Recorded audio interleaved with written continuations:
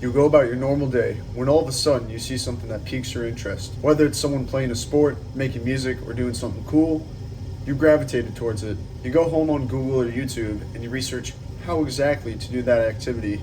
Hours pass and you go down a rabbit hole of that activity. What seemed easy at first is actually more difficult than you thought. Small details and specialties now make it seem like that activity is a foreign language. You get intimidated and decide to do more research.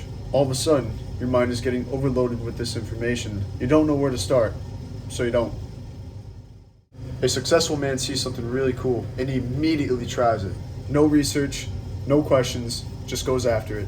If he really likes it, he'll do more research on it and get better over time. He's a man of action. He doesn't sit around and wait. He doesn't get paralyzed by the fear of knowing so much and not knowing where to start. He takes action. He sees progress. He works through his failures, and more importantly, he learns from other people's failures. Now, truth is, when you start something new, you're going to suck at it. You're probably not going to be good. Well, yeah, we're supposed to. As humans, we don't want to fail, but it's a part of our nature. And to be quite frankly honest, hundreds of years ago, failure could have meant the difference between life or death, whether you had something to eat or whether you were going to starve to death and maybe even get kicked out of your tribe or community. But today, it's completely different. Today, failure is essential to grow. And I know there's going to be a lot of people out there saying, well, you don't need to fail, you can learn through other people's failures. And people often like to say, a smart man learns from his failures and a wise man learns from other people's failures. Yeah, that's true. I think it's important that a wise man learns from other people's failures. But the thing is with that, if you don't fail yourself, how are you going to respond to negative feedback or negative pushback from yourself? A long time ago, throughout high school, my early years of college, I never really failed. I actually learned from people's mistakes and took corrective course of action to ensure that I wasn't going to fail myself. It wasn't until I messed up myself and I experienced a few failures that I realized, wow, like, failure is essential. And the reason why is because how you respond to your failure dictates how successful you're going to be. If you just give up after you fail, it shows you never really even wanted it.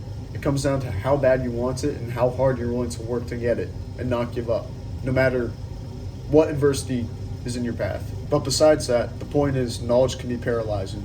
The more you know about a certain topic or subject or action that seems interesting that you want to do, the more repelled you are to actually start and do it because there's so much you don't want to mess up. You want to be perfect. An example of that is YouTube videos. So quite frankly, I'm new to the platform.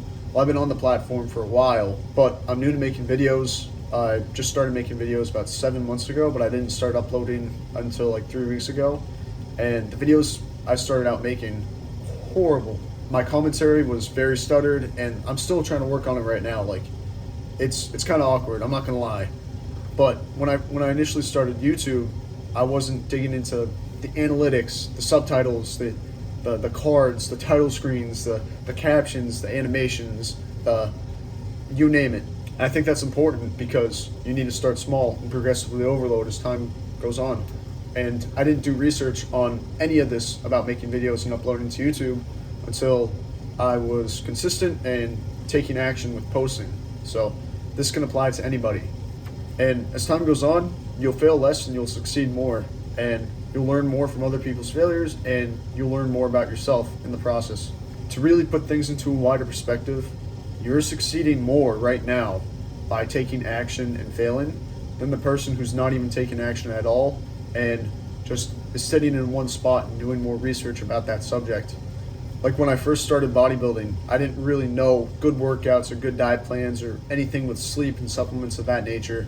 But the reason why I've been able to get so successful with my bulks and my cuts and being very fit is because I built consistency in the gym. I started showing up to the gym 5, 6, 7 days a week, just going around familiarizing myself with the machines and just the dumbbells and the squat racks, and just building a consistency of going to the gym has allowed me to be like, okay, I'm comfortable in this place. I'm going to start following a trained workout program, and I'm going to start following a trained diet. I'm going to start counting my macros, counting my sleep, getting good supplements, and just building that foundational layer without knowing too much about it at first has trajected my progress. So if you really want to start something and you're kind of serious about it, my best advice to you is just look at the basics and then take action.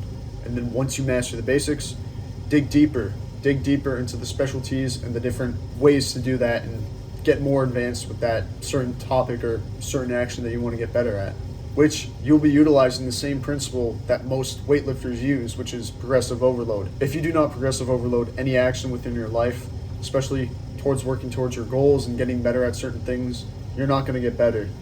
You need an extra layer of difficulty to make it moderately uncomfortable at all times, to make it so you're constantly progressing. And because you've been able to make decisive action, you've been able to see progress. So don't be afraid, just go after it. My name is Stan, and thank you for watching this video. If you learned something from this video, please like, please subscribe, and I will be coming out with more self-improvement videos in the future. So thank you.